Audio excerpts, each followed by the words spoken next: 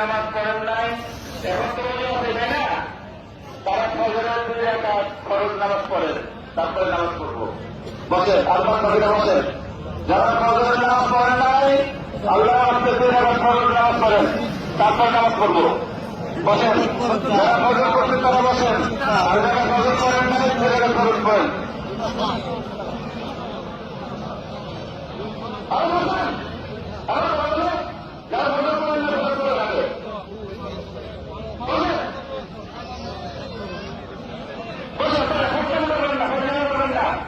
যারা ফরজ করেন নাই এবং ফরজ নামাজ পড়েন, বসেন, ফরজ করেন, অসুবিধা নেই। আল্লাহর কাছে আমরা